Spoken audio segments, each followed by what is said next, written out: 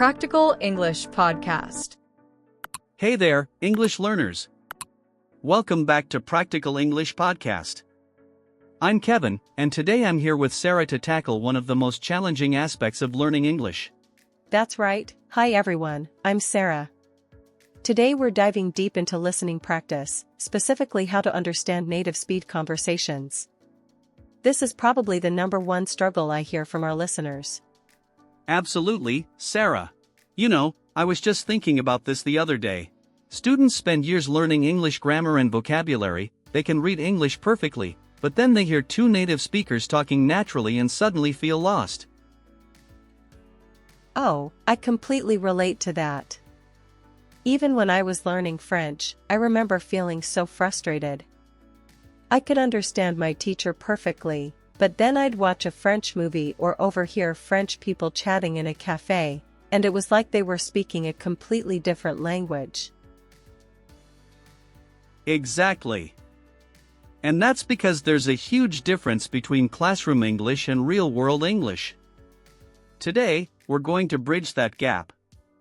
Sarah, what do you think is the biggest challenge when it comes to understanding native speed conversations? Well, Kevin, I think there are actually several challenges happening at once. First, there's the speed issue. Natives don't pause between every word like teachers do. Then there's connected speech, where words blend together. And let's not forget about slang, idioms, and cultural references that textbooks don't teach. Those are excellent points. And here's something interesting: many learners think the solution is just to listen to more English. But listening without strategy is like trying to learn to drive by just sitting in a car. You need specific techniques. Absolutely. And that's what we're going to share today. We'll give you practical strategies that actually work, plus we'll demonstrate some of these challenges with real examples. Kevin, should we start with the speed issue? Great idea. So, Sarah, let's talk about speech speed. When native speakers talk normally, how fast are we actually speaking compared to what students typically hear in language learning materials? It's dramatically different, Kevin.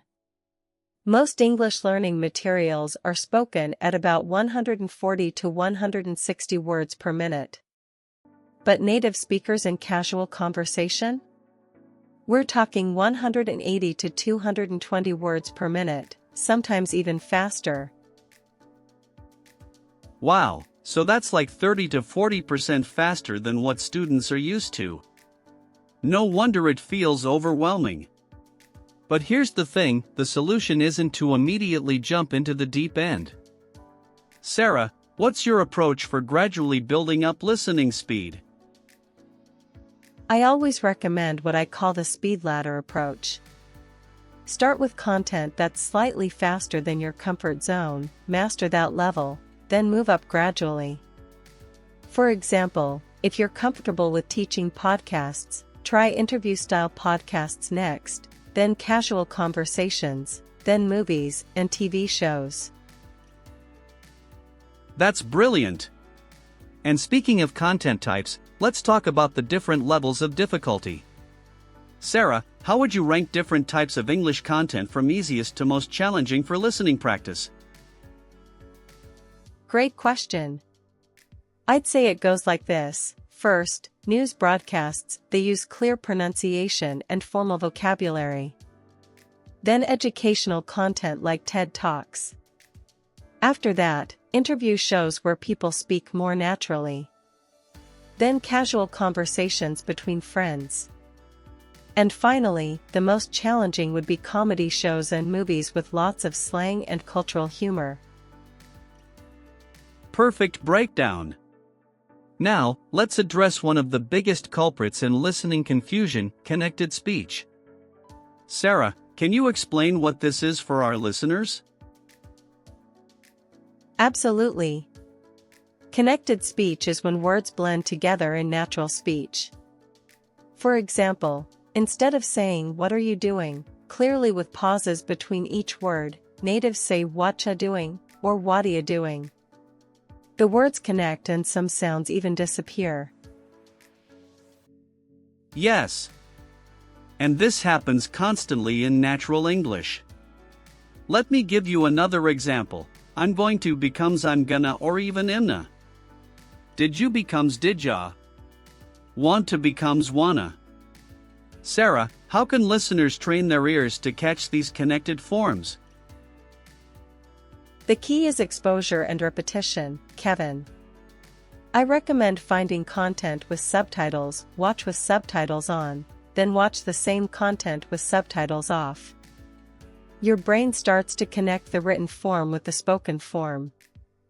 Also, practice saying these connected forms yourself. When you can produce them, you can recognize them better. Excellent advice.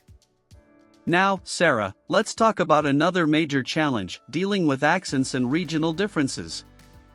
How should learners approach this? This is such an important point, Kevin. Many students learn with one accent, usually American or British, and then feel lost when they encounter Australian, South African, Indian, or even different regional accents within the same country.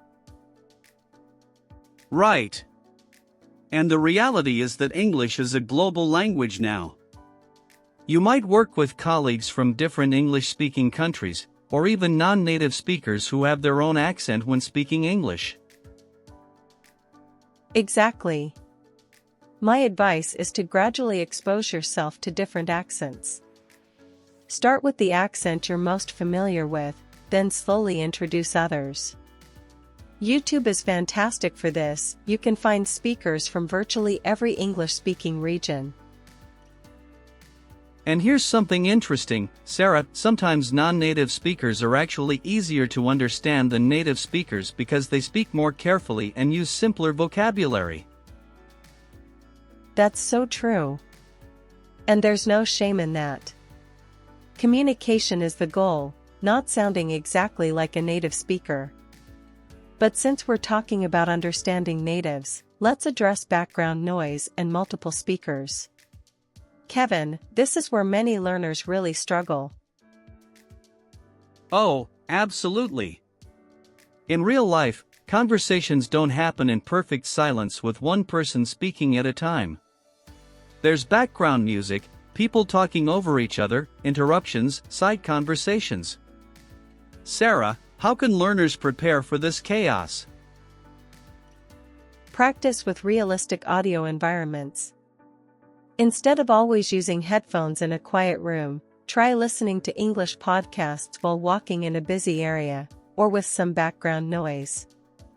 Also, watch group conversation scenes in movies or TV shows where multiple people are talking. Great suggestions. Now, let's get practical. Sarah, can you walk us through your step-by-step method for improving listening comprehension? Absolutely. Here's my proven 5-step method. Step 1. Choose content slightly above your current level, challenging but not overwhelming. Step 2. Listen once without any help, just to get the general idea. Don't worry if you miss a lot. Okay, so step 2 is about getting the big picture. What's step 3? Step 3. Listen again with subtitles or a transcript. This time, focus on catching the words and phrases you missed the first time. Step 4. Listen a third time without subtitles, but now you know what to expect. Step 5. Practice the same content multiple times over several days until it becomes easy. I love that method, Sarah. It's systematic but not overwhelming. And I want to emphasize something you said, practice the same content multiple times. Many learners think they need new content every day, but repetition is actually more valuable than variety when you're building listening skills. Exactly. Your brain needs time to process and internalize new speech patterns. It's like learning a song. You don't expect to understand all the lyrics after hearing it once, right? perfect analogy. Now, Sarah, let's talk about some specific strategies for dealing with unknown words in conversation. What should listeners do when they encounter words they don't know? This is crucial, Kevin. First rule, don't stop listening to look up every unknown word. That breaks your listening flow. Instead, try to guess meaning from context. Often, the overall conversation will give you clues about what unknown words mean. That's such important advice. And here's something I always tell my students: focus on understanding the general message rather than every single word. Even native speakers sometimes miss words in conversation, but we use context to fill in the gaps. Absolutely. And Kevin, let's talk about something that many learners don't consider: emotional and cultural context. Understanding what people say isn't just about hearing words, it's about understanding tone, sarcasm, humor, and cultural references. Oh, that's such a great point, Sarah. For example, if someone says, "Oh, that's just great," in a certain tone, they probably mean the opposite. Or if someone mentions it's raining cats and dogs, they're not talking about animals falling from the sky. Exactly. This is where watching movies and TV shows becomes really valuable. You see facial expressions, body language, and situational context that help you understand not just what people are saying, but what they really mean. And speaking of movies and TV shows, Sarah, should learners use subtitles? This is a question we get a lot. It's a great question, Kevin, and my answer is, use subtitles strategically. If you always use subtitles, you might become dependent on them. If you never use them, you might miss too much and get frustrated. I recommend the approach I mentioned earlier: watch with subtitles first, then without. Perfect. And here's another tip: when you do use subtitles, try using English subtitles rather than your native language subtitles. This way, you're still practicing reading English while training your listening. Great point. Now, Kevin, let's address something that frustrates many learners: informal speech and slang. How should they approach this? Absolutely. And here's the thing about slang: it changes constantly and varies by region and age group. So instead of trying to memorize every slang term, focus on the most common ones and learn to recognize when something is slang versus formal vocabulary. Great approach. I want to talk about something that many learners don't consider: the importance of listening to different types of conversations. Can you elaborate on this? Definitely. Phone conversations are different from face-to-face conversations. Business meetings have different patterns than casual chats. Arguments sound different than friendly discussions. Each type has its own rhythm and vocabulary patterns. Exactly. And here's something interesting: phone conversations are actually great practice because you can't rely on visual cues like facial expressions or hand gestures. It's pure listening practice. That's such a good point, Kevin. Now, let's give our listeners some practical homework. What would you recommend they do this week to start improving their listening skills? Great question. Here's my challenge for this week: find one piece of English content that's slightly challenging for you, maybe a YouTube video, a podcast episode, or a TV show scene. Apply Sarah's 5-step method. Listen once without help, then with subtitles, then without again. Do this every day for 1 week with the same content. I love that challenge. And I'll add this: pay attention to one specific aspect each day. Monday, focus on connected speech. Tuesday, listen for emotion and tone. Wednesday, try to catch idioms or slang.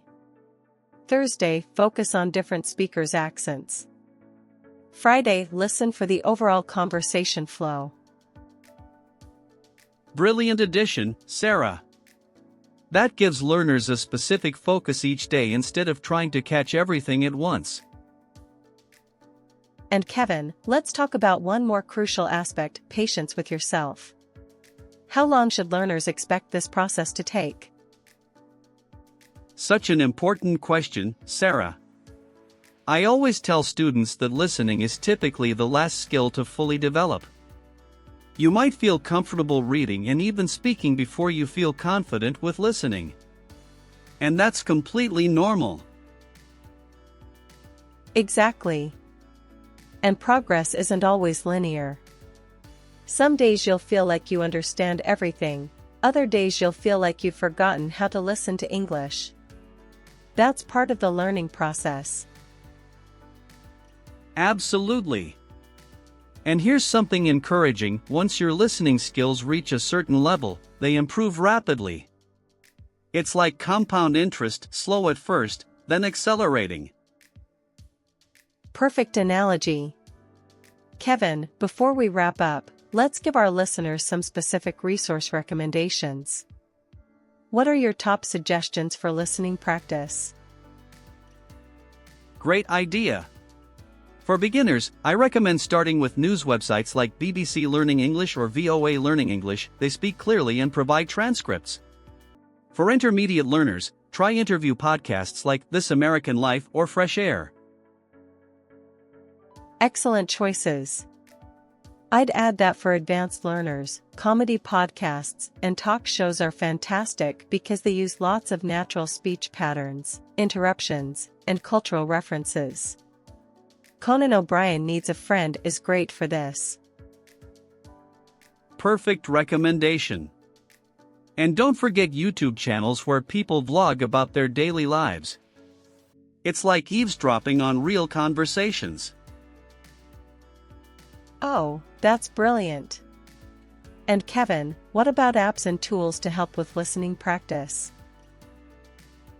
I love apps that let you slow down or speed up audio without changing the pitch. Audipo is great for this.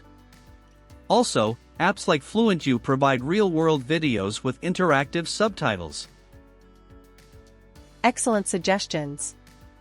And here's a free tip: YouTube lets you change playback speed, so you can slow down difficult content and gradually increase the speed as you improve. That's such a useful feature that many people don't know about. Sarah, let's also mention that listening practice doesn't always have to be serious. What are some fun ways to practice? Oh, fun practice is the best practice. Try listening to English music and looking up lyrics. Watch English comedy shows. Humor requires understanding subtle language use. Even listening to sports commentary can be great practice for fast, excited speech. Love those ideas. And here's something I do: I listen to English audiobooks of stories I already know. Since I know the plot, I can focus purely on the language and speech patterns. That's brilliant, Kevin. Familiar content removes the pressure of following a new story, so you can concentrate on how things are said rather than what is said. Exactly. Now Sarah, as we wrap up, what's the most important mindset shift you want our listeners to make about listening practice? I want them to understand that not understanding everything is not failure, it's normal. Even native speakers sometimes say "what?" or "could you repeat that?" Focus on understanding enough to participate in the conversation, not on catching every single word. That's such liberating advice, Sarah. And I'd add this: celebrate small victories. If you understood 70% of a conversation today versus 60% last week, that's real progress worth celebrating. Absolutely. And remember, listening skills transfer across all areas of English learning. The better you get at understanding spoken English, the better your pronunciation becomes, the more natural your speaking sounds, and the faster you pick up new vocabulary. Perfect point to end on. So listeners, here's your action plan: choose your practice content, apply the 5-step method, be patient with yourself, and remember that every minute of listening practice is building your skills. And don't forget, we want to hear about your progress. Leave us a comment about which types of listening practice work best for you, or share your biggest listening challenge. Absolutely. And if this episode helped you, please share it with other English learners who might be struggling with listening comprehension. Everyone deserves to feel confident understanding real English conversations. Thanks for joining us today, everyone. Keep practicing, stay patient with yourself, and remember, understanding native speed conversations is a skill that definitely improves with the right approach and consistent practice. Until next time, keep listening, keep learning, and keep growing your English confidence.